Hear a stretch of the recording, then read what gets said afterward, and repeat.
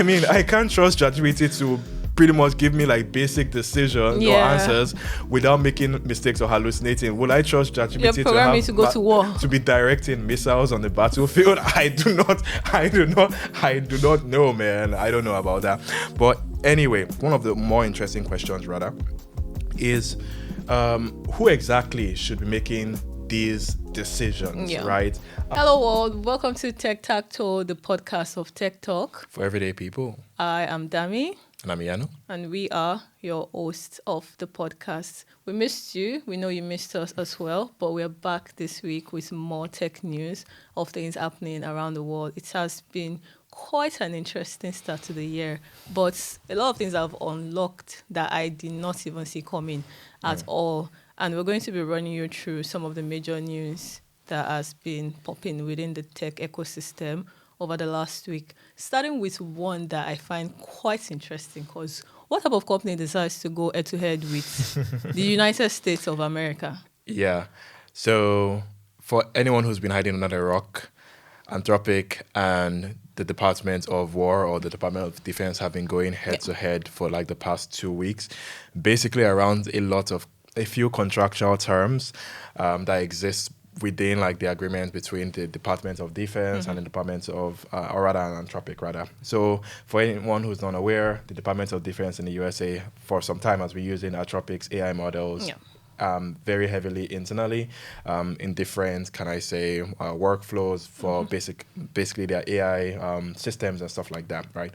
And Anthropic is a very conscientious company, right? They're guided by a lot of principles and core values. As they should, because AI is a very powerful tool. And in the future, if we do not approach AI safely, it could spell a lot of disastrous things for humanity generally, right? We're not going to get into that. We're not going to be boomers on today's episode. But anyway, the key, two key points of contention were around, number one, autonomous decision-making for autonomous weapons, basically using AI to actually make automated or quick decisions about basically who to target to actually attack or shoot or whatever in automated weapons. Then the second one is around basically surveillance, right? So Anthropic does not want its AI models to be used on the massive surveillance of Americans at all. And the Department of Defense or Department of War basically is of the opinion that Anthropic should not be making those kind of decisions or enforcing any kind of policies like that on the Department of Defense, and it should be completely within the Pentagon's purview to make decisions about that on their own, right? So they wanted Anthropic to remove those contractual terms completely. And basically proposed that basically the Pentagon will not use any of these AI tools for purposes that are not lawful inherently. So the argument here is that inherently the Pentagon does not do unlawful things. So therefore there should be no problem with removing those terms because the Pentagon only use Anthropic's models for lawful purposes. Anthropic wasn't buying that and they pretty much pushed back on that. Yeah. It is so interesting. Like the Department of War is fighting literally so bad for the need to be able to use Anthropics to do whatever they want. And given the previous history the United States has, we know it can be very dicey. I mean, depending on what president is in charge. In a situation where they're using it to fight terrorism, yes, we understand that, but there are cases where the US just is extra. We know they're extra when it comes to political activities. So I feel like it's great that Anthropic is putting that step in because it's we don't want this related to our company, because I personally feel it's going to be a stain on them if something happens or it goes out south and they have to reference it back. The control the departments used over this data was because they got it from Anthropic. So Anthropic is trying to separate themselves from that, before anything happens that we don't want to be responsible for, let us not be involved. But the funny thing about how this case has built out is yesterday it was literally one entirely different news. And Anthropic is still saying, no, we can't agree to the terms. But what we did not see coming was the fact that OpenAI comes in, says like, oh, we're supporting Anthropic's stance on not allowing the Department of War, like the Defense Department, to use AI data anyhow. And Yeah. I'm like, oh yeah, that's cool. I mean, all the companies are in support. That's nice. Yeah. But we go to sleep and then we wake Not up. all the companies, though. Yeah. Yeah. Like we go to sleep and we wake up and it's just like Anthropic pulls out of the contract. Then OpenAI submits a bid to be like associated Yeah. with defense Yeah. departments. How does that make any sense? Yeah. You know, when you talk about like the way Julius Caesar was stabbed in the back, literally, Yeah. it feels like that type of betrayal. Because why would OpenAI do that? Yeah.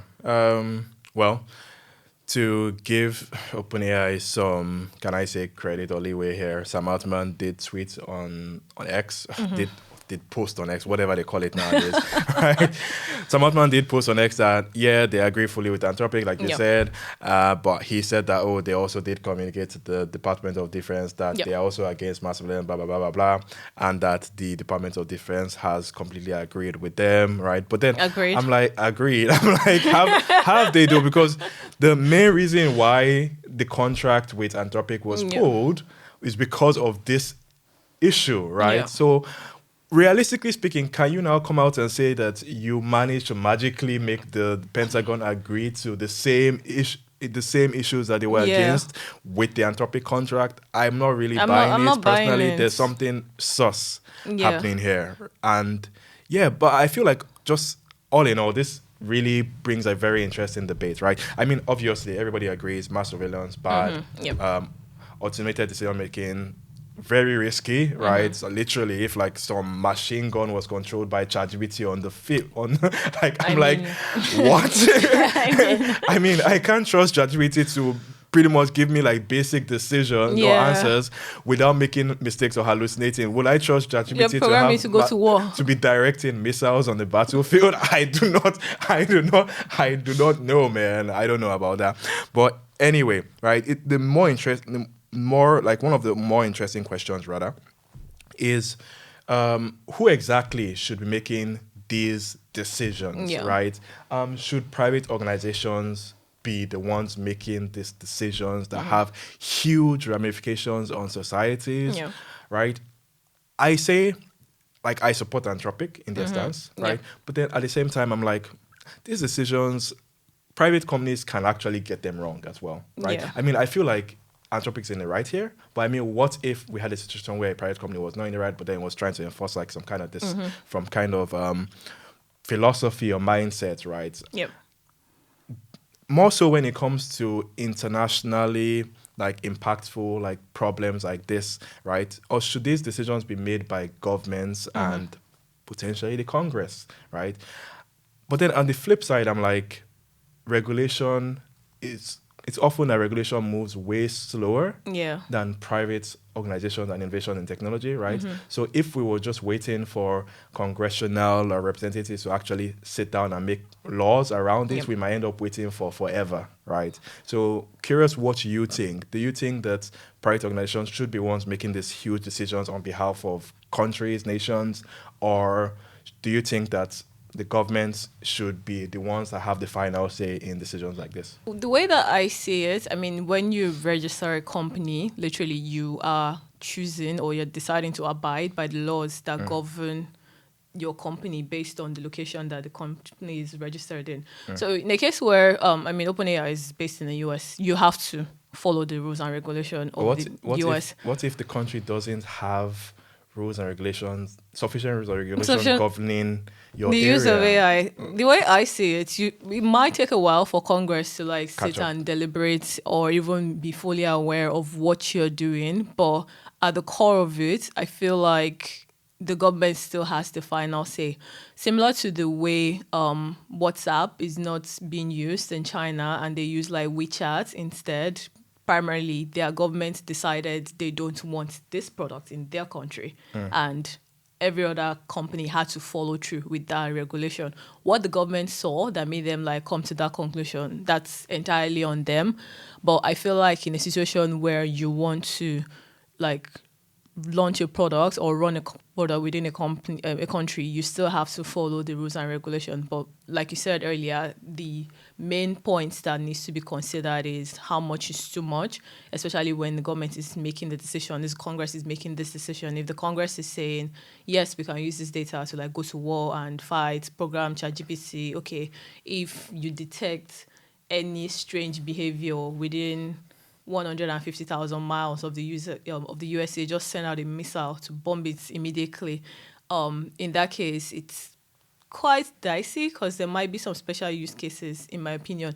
But one of the things we spoke about one time was when Amazon said they were like bringing in the new Ring advancements and things like that. And we spoke about how, what if the government decides they want to be capturing the videos of people on their Ring to sort of like maybe start referencing cases. Again, ties into mass surveillance. And literally like like surveilling people. Where does that come into play? Like, where do the companies actually have to like say, stop, you can't do that?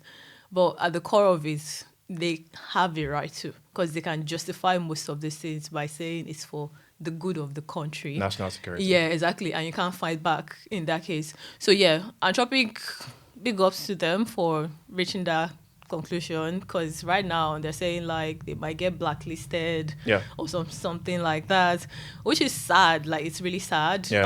The Pentagon threatens to label them a supply chain risk. I think there are reports that they're actually in the process of doing that as well, which pretty much means that companies that are other companies who work with the U.S. military, the U.S. Defense Department, right, and have contracts with them would be restricted from also using Anthropic's software and AI models, right?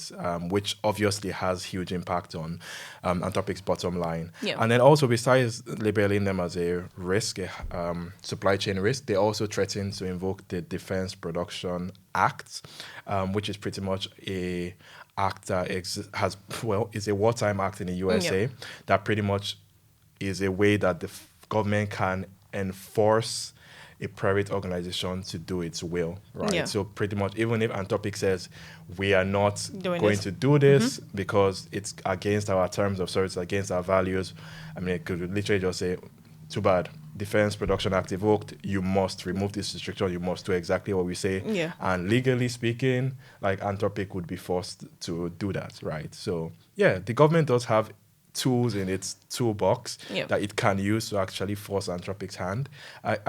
The question, I guess, is like, how far the government is actually going to go. The US sounds like a scary place for me to say, to live, to do business, because it is definitely heavily regulated. But the question really is, where is the end point? Like, where does it end? Because there was a point in time, China and the president, there was a back and forth regarding importation. That did not end well for the US, and it just keeps going on. Like, maybe personal bias comes into play with some of this decision, and it's just like, if we decide to shut out or restrict some of the things that these AI companies can do, they just won't do anything. So I really don't understand what the context is around that, but Anthropic standing their ground, I respect that. OpenAI, on the other hand, I don't know. Business is business, I suppose. But talking about OpenAI, they've broken a record in relation to private funding. And this is like a large sum of money. I mean, we've announced Google raising money and other stock market performance. But with OpenAI now, $110 billion in private funding. Private. Unprecedented, right? No, that's wild. It's huge, massive. That's 110 billion. Billion with a B, like, literally. Crazy. It's insane. That is literally 9 zeros, Dami. It is 9 zeros. They're 9 zeros. I mean, it's a mind-boggling number. Especially considering that there are a lot of huge companies that are not even valued up to $110 billion, right? I think Stripe, the last time I checked, Stripe was valued at around, what was it, $60 billion or thereabouts, right? To think that OpenAI has raised more than the value of Stripe as a, like, just like that. Imagine it was paying you like $1 billion per day. Yeah. a salary. Yeah. It's take It's going to 110 take you days. how many years before you Yeah. exhaust the Yeah. valuation? Yeah. Crazy, right? And this funding round was done well. Participants of this funding round, Amazon. Yeah. Besides Amazon, Nvidia, no surprises there. Nvidia is on in so many of OpenAI's rounds nowadays. And then besides that, I think also Salesforce was also kind of like in on it in terms of like the funding. Yeah. Right. So yeah, let's see how this goes. Let's see how this goes, to be honest. Yeah. But the other interesting part is most of this funding. I know it sounds like big money, but it's not all going to be cash, which is something else I found interesting. I thought about if you raise money like that, do they just wire it to your account? Nah, definitely. Of course. It's So not gonna small wire to your correction, account. not Salesforce. Yeah. I meant SoftBank. SoftBank. Yeah, I feel this particular funding round reports say that they're gonna. A lot of the funding is going to actually come in the form of services offered, yeah, not necessarily no cash. cash given to OpenAI, which kind of like, I guess, makes sense, right? Because OpenAI uses a lot of infrastructure, a lot of compute to train their models. They need a lot of data. They need huge, massive clusters of like compute, right, to do this. And no surprises here. Amazon, being the world's largest cloud infrastructure, AWS, infrastructure service provider, has massive amounts of compute that could be leveraged. Also, Nvidia has huge arrays of GPUs and stuff. Pretty much the bleeding edge. They are the bleeding edge when it comes to GPU technology and stuff like that, which is also like no surprises that they are giving some of their infrastructure to OpenAI to also keep training their models. SoftBank invests in like pretty much almost everyone, right? So again, and they have like $1 billion at their disposal to invest, so that doesn't come as surprising either. I'd say what would be more interesting to see is just how OpenAI leverages this like new funding round, right? So obviously this is going to give them a bit more runway to innovate, maybe like build some more interesting scale their models as well, right? So yeah. But the round is still open and they're looking for more investors. So if you happen to have like $1 billion somewhere that you're not using, you can like to invest in OpenAI. In the future, we might announce other investors joining this round because it's not closed yet, but we'll be on the lookout for more information regarding this. But 110 billion is just like a huge sum of money.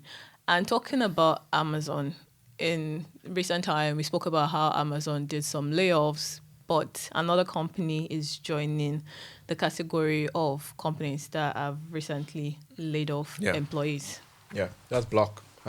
Jack Dorsey's company.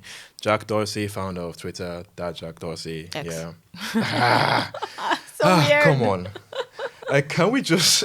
Can we go back to Twitter? Can we go back to Twitter? Like, please. I don't want to call Twitter X. I'm just... It's very confusing. It is. The shocking thing is like finding out about this on X. Imagine coming back to your old products to come and announce that you are laying off employees in your new ventures. That is kind of disrespectful. But on Thursday, Jack Dorsey comes in, he's saying like they are laying off about 4,000 employees. Close to half of their workforce. Close to half of their workforce, literally, within the US for now. And this move is mostly powered by AI. So we've spoken... According to Jack. According to Jack, literally. We've spoken about this in previous episodes quite a number of times about how are we cooked with this AI invention? Because I'm not starting to panic right now, but literally you go to sleep, you wake up the next day, you don't know what else they're coming to announce. Claude, Anthropic, OpenAI, there has been so many releases, Claude Co-work, too many things going out over the last couple of weeks. And I mean, AI is progressing super fast. I am quite shocked, honestly, the way the advancement is like moving forward. It's cool, but now this is happening where actual people are being let go of so they can be replaced by AI. Because like Yano and I always say, these are real people. They're not just numbers on paper. 4,000 employees is a lot.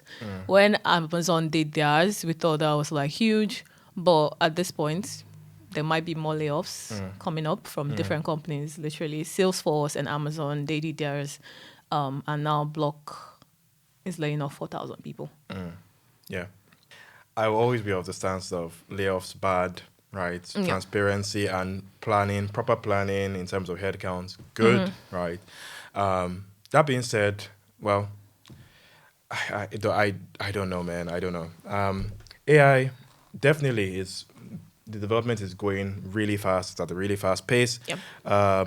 And I do enjoy how quickly it's developing because we're seeing a lot of interesting and amazing applications of AI Sure. tools, right? I mean, the Department of Defense was literally willing to go to war with Anthropic over this, like Use their of AI AI. model, right? Over the AI model.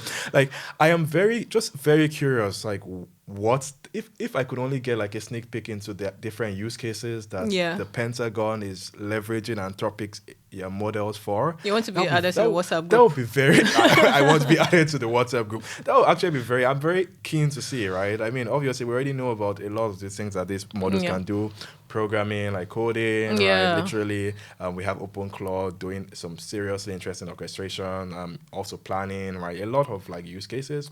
Right. And but then the fact that the government, like the Pentagon, was thinking about, oh, obviously there's this idea of like mass surveillance, blah, Yeah. blah, blah, blah. No, there's nothing saying they're doing it, right? But right, the fact that that could actually be even like a use case as well, really interesting. Going back to Jack Dorsey, I would say, well, I think more so this news kind of like tells us more about Jack Dorsey's management style, Sure. right? Not just Block, but also Twitter. Like the first thing that Elon Musk did when he entered Twitter, he pretty much gutted the company, Yeah. laid off so Did many a people, lot. blah, blah, blah, claimed that it was over bloated. I don't personally believe that maybe it was over bloated. If it was bloated up to the point that of Elon, what Elon kind of like depicted, right? But then now Jack Dorsey coming in and halving his company, it's pretty much seems like he's admitting that He's not very good at he's hiring. not very good at hiring. He's not very good at actually projecting and leading like his companies, right? Like, Yeah. how did this company get to the point, supposedly, as he's saying, that they have twice or over like about twice as many people He said as they they did need? like a lot of hiring in 2020 during the pandemic. pandemic period. This is 2026, by the way. So 6 years after COVID, Yeah. and the numbers of employee are still not being adjusted. Also, I don't completely buy it either, right? Because look at the companies that are under Block, right? Block is literally like a collection of smaller other companies that are also like really big. Like, you have Square. Square is a company under Block. Yeah, Cash App. Cash App is a company under Block. Tidal is a company under Block. The employees of these companies have built some really important products that Yeah. people love, not just like the average product. Square, a lot of people love Square. Like, Yeah. it literally came in, revolutionized the terminal payment space, POS payments and stuff. Cash App as well, revolutionized payments, right? And just to add, he did say they are at maximum profitability. So that I don't understand. And it's not like they can't afford, like, it's like the employees are doing their job. They're building really cool products that customers genuinely love and genuinely enjoy using, right? And they're being rewarded by getting laid off. It's ridiculous. Even when these companies are also highly profitable and pretty much printing money. Yep, pretty much. How did we get to the point where this has been normalized? Literally, it's casual cruelty. How do we get to this point? I do not like seeing it. I do not want to see it anymore, but I have a feeling we are going to see a lot We're more going to of see a lot it more. Yeah. down the line. No doubts about that. And just to cushion the effects, the severance, I mean, that does look kind of nice, but what I'm scared about is people being pushed back into the job market as of this point in time and having to like go start hiring, because everybody keeps saying just start your own company and automate something that is related to AI. Not everyone wants to be a founder or start a company. Some people genuinely love being an employee, like Yana said, just delivering every day on what they are supposed to do and helping the company they are working in to make profit and do cool stuff. But at this point, the severance, you get a salary for 20 weeks, you get 1 week pay per year of your tenure. So if you've been in the company for 1 year, you get like 1 week additional pay. And this is going to be vested towards the end of May. You get 6 months of healthcare.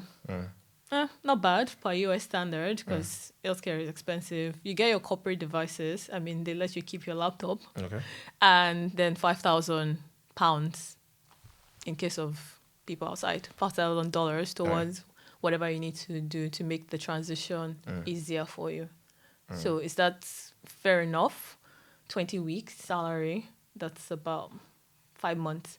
Because I'm just like, you could manage to keep them still employed for 5 months instead of just laying everybody off. So the whole concept of it, maybe we need to bring an HR person on the podcast to explain this thing because I don't get it. I really don't. Yeah. So you're saying that instead of laying them off, they could have given a 5 months notice that we are laying you off in 5 months, but so pretty much they are technically still in a job. Yeah. And they have 5 months in advance to plan for like what they're going to do after 5 months. I think that's so. a more humane approach to it, to be literally, because you have the notice. It's not just like coming out of the blues. Imagine you log in, because I've seen instances like this. People say they log into Slack and they can't access their Slack, or they've been kicked off their Outlook, only just to get like a generic email saying, yeah, a layoff has happened. Out of the blue, not prepared for it. You probably got your performance review the week before. They told you you are performing excellently. Yeah. And then the week after, it's just like you can't access any of your tools anymore because the layoff has happened. So yeah, maybe with more notice, it might make a lot of sense because these things don't happen out of the blue, in my opinion. They have to like call a general stakeholder meeting. I stand corrected if it doesn't work that way for all companies, but there's always a general meeting with the higher ups where they actually deliberate on this is happening at so point in time. If you are paying 5 months severance, that is enough time for you to give notice to your employees. Like, and this then is they going get to the happen. chance to search for other employment, right? Within that 5 months. Yep. Because maybe the fair is if you give an employee like quick severance or you give them enough notice, they start to show up to work with the knowledge that they are going to be out of a job in 3 months, and then they don't deliver 100%. I mean, but still, they are still doing some work, right? Yeah. Versus if they leave you fire them, they have to leave tomorrow, and then they are doing no work. True. Right? Yeah. So, better approach. Let's think about it. I think give employees more notice. Don't just make it out of the blues. Let's try to make it like as human as possible, because there will definitely be more layoffs in the foreseeable future. And there's also the idea of voluntary layoffs, right? Or voluntary resignation or redundancies. Like instead of just laying people randomly, you send a call like, oh, we're planning to reduce headcount by so. Do you want to go? If you want to go, like indicate, and you'll get these sets of, can I say, benefits or compensation, right? Like, let's say, again, you can get the 5 months of salary in advance. Like, you leave, you get the 5 months, blah, blah, blah. Again, like, that's another approach. So people who have plans that tie well with that could easily take advantage of it. Sure. Right? Especially if you've already been looking into leaving the company. Yeah. It just gives you, like, a good way. Because, like, the company doesn't want me here anyway. Yeah. I might as well just go. Yeah. It's quite interesting, really. Moving on to other major things happening in tech. This time, not digital tech, but more of physical tech products. Samsung recently had the Unpacked event of 2026, and I'm super hyped about this because S26 is coming. Why are you super hyped about? I've never seen you use a Samsung phone ever. What I love the most... Explain yourself. Let me explain. Okay. What I love the most about Samsung events is it gives Apple a scare. Like, they have to go back to the drawing board and go and revisit all their plans. So when they eventually come with their own event later on, I mean, it doesn't happen all the time, but so we see novel things. Case in point, Ianu mentioned that Samsung has this new feature that's called like stabilization when you're recording a video. So regardless of whether you shake your phone in whatever direction, it's still going to stay fixed. Yeah. We don't have that right now on iPhones. And we're not going to get it. And we're not going to get it. For the next like 10 years. Then Apple rebrand it. They do that all the time. Call it innovation. They call it innovation. I mean, we all know this is what's going to happen. I know it does, but this is like Samsung always Yeah. shows what is possible and what is beyond possible. So Yeah. I find that like very interesting about the events. That's why I'm always hyped. Like you see the new things and we kind of just notice how mediocre some of the features we're getting from Apple is. So Apple, please go back and watch the Unpacked event, Yeah. whatever it is that you can get out of that. That would be super cool. Yeah, another really cool feature was the privacy display. Yeah. Right? Basically, it's so cool, right? Like a lot of people put their like screen protectors on their screen I do. to give privacy. You have one of Yep. those. Yeah, so that when they're using their phone, people that are looking from the left or from the right or from the left won't be able to actually Say see anything. what they're Yeah. actually viewing.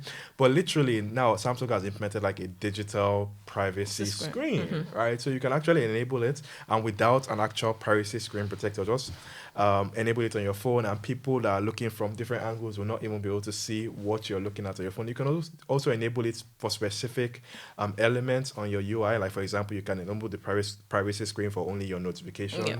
So when you get a new notification and the notification comes down, like whoever is looking from the side or wherever wouldn't actually see the notification, but you that's viewing it would be able to like actually see like, oh, it is a notification. And it's really cool, right? I think innovation like that is amazing, right? Yeah. I never knew that I needed a privacy screen. I don't. Until- But then I mean, if Samsung gives me that, or if Apple gives me that, I will mind. I will definitely enable it, right? Because I know you're not making the switch to Samsung Like- in this life. You are never going No, to use Samsung. I actually used Samsung for like many years. I had the Samsung Galaxy S, the original Samsung. So you Galaxy went S. from Samsung to Pixel to iPhone. I never used a Pixel. You never used a Pixel. From Okay. Samsung to, okay, it's more like from Samsung to HTC, back to Samsung, and then to an iPhone. So an iPhone. Yeah. No? So I had a Samsung Galaxy S, right? That phone was amazing to Wait, me. what S was it? And Very now- first. The very first. I had the very first. Gosh, Galaxy S. now Yeah. we're on 26. Yeah. Like I had the very first Samsung Galaxy S. That probably is the best. Is it the best phone I've ever used? I think that might actually be my favorite phone ever, because it just was such a game-changing phone, right? Yeah. Like that's when shit got real in terms of Android smartphones. That's the smartphone that really like showed consumers like, oh, Android means business, and it's really sold like millions. I love the phone so much. So yeah, I got the Galaxy S. I also used the Galaxy. I think I used the Galaxy S9. S9. as well. I used the S10. And what scared me the most, I hope Samsung has changed that, by the way, how expensive the phone screens were. Because it was always a thing of panic. When you Yeah. drop your Samsung phone, you yeah. actually pray it's your leg Yeah. that is broken and not your screen. Because the value of fixing the screen is Yeah. oftentimes more expensive than the phone Yeah, itself. Definitely. But before the Galaxy S9, I used the HTC One M8. Oh, I love I that never phone. used HTC. I love that phone. So in terms of favorite phones, after the Galaxy S, the HTC One M8 was my second favorite phone Nice. ever, right? It's so funny because iPhones, in my opinion, just don't make that list. I mean, I use an iPhone now. Yeah. I enjoy using the iPhone. It's kind of like meets the purpose. It's Yeah. like does the trick. But then still, when I have a tier list of my favorite phones, it doesn't crack. The iPhones I've used probably don't crack top 5, right? Another phone I really loved was the Nokia 5800 Express Music. Oh their yes! very first Oh yes! touchscreen phone. That was a phenomenal That was a one. phenomenal phone, That was a right? phenomenal Express Music. Yeah. And these phones gave me like genuine excitement. Like when I Yeah. unboxed them, I felt like I was obviously well, for some I was a kid. I think I got the 5800 when I was like in SS1, JSS3. So I was still a kid, Yeah. right? But then there are some phones like the HTC One M8 when I was like, by then I was like maybe 19 or something like that. Technically an adult, but when I unboxed it, I felt like a child again, Yeah. right? I haven't gotten that The feeling excitement from my from an iPhone. And I've know. used like 2 iPhones so far, right? I know that I too. have the iPhone, well, the 17 now. Yeah. Right? I have the iPhone 17 Pro. I didn't get any like childlike feeling unboxing my iPhone 17. Yeah. I had the iPhone 14. I didn't get any such feeling unboxing the iPhone 14 either, right? But then I'm looking at the other side of the river and I'm seeing the Galaxy S26 with the privacy display, and I'm like, Yep. ah, that looks pretty sweet, It right? does. Yeah. Samsung, they always go overboard with innovation, and I'm quite keen to try out their buds because they're releasing 2 as well. There's going to be the Buds 4 and then the Buds 4 Pro. but the design looks so smooth. When it comes to phones, do you ever feel you're trapped, Tammy? Yes. Okay. I like the honesty. I think the only reason Apple has me in a chokehold is because of the ecosystem. Yeah. Because you have an Apple Watch, you have an iPad, you have the MacBook or Mac Air, and then you have your phone, and it's just easy to connect everything together. Yeah. If Android is able to make that happen, I would make the switch permanently and leave Apple alone. That's the only reason why I'm stuck to Apple right now. The ecosystem is smooth and it works well. Otherwise, there's no reason. Apple products feels like they're a bit overpriced. And I don't know, the longevity is becoming questionable these days because I have the 17 right now and sometimes it starts to feel like my phone is dragging a little because why? I'm on the latest iOS. Why is that happening? Yeah. So it's just so much complexity with Apple. One thing's for sure for me anyway, if Apple doesn't release anything exciting this year, I'm probably going to make the switch to Android. Okay. Yeah. There are rumors that they'll do the iPhone Fold. Right, let's see how that turns out. So you get the fold if they do that. If it is at a good price, we both know it's not going to be at a good You're not price. scared. You're not scared of the screen folding or whatever. I'm not scared. I mean, I feel like foldable displays have reached the point where they're actually quite durable. Yeah. Like, we no longer hear news about Samsung foldable devices just spoiling up because of, like, let's say some small amount of dirt gets into the hinge. I remember like the first generation of the Galaxy Fold, like when the smallest amount of dirt gets into the hinge, you hear like a lot of creaking, it just goes in, and then before you know it, the screen stops. And we don't see that anymore. They've really improved the technology, and I feel like it's got to the point where I'm like, I'd be comfortable actually getting like a foldable screen. I'm not saying I will get one. I'm saying that it looks very exciting, right?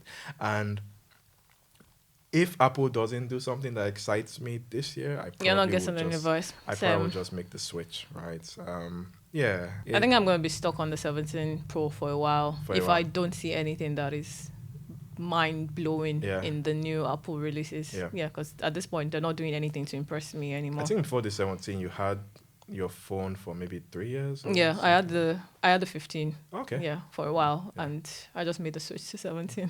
Cool. Okay, next up, Netflix. Netflix and Warner Bros. Pretty much, surprisingly, apparently Warner Bros. We should have made a bet on this. Oh yeah. I was really racing. I told you Paramount was my choice from the start, but this was long coming, long overdue, and Netflix.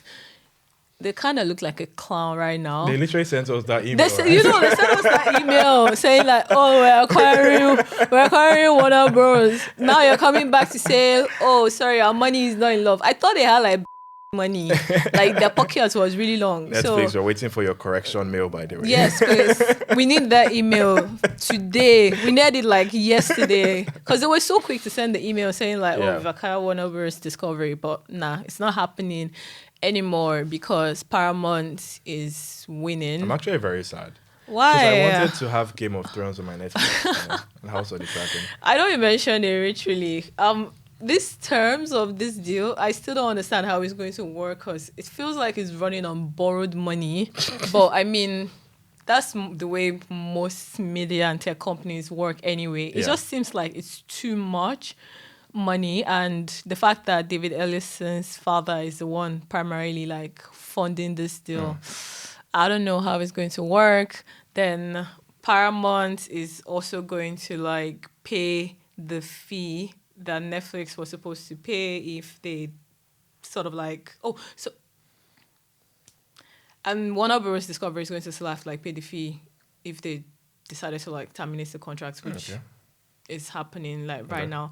So Netflix is going to like end the agreement. It's so complicated because it's just like there's so many moving numbers in this deal and none of it is definite. But I'm happy for Paramount anyway. Netflix, don't cry so much because they are teaming up with Apple to fund the airing of Formula One Canadian Grand Prix. This is a very novel one because Apple has never done that before.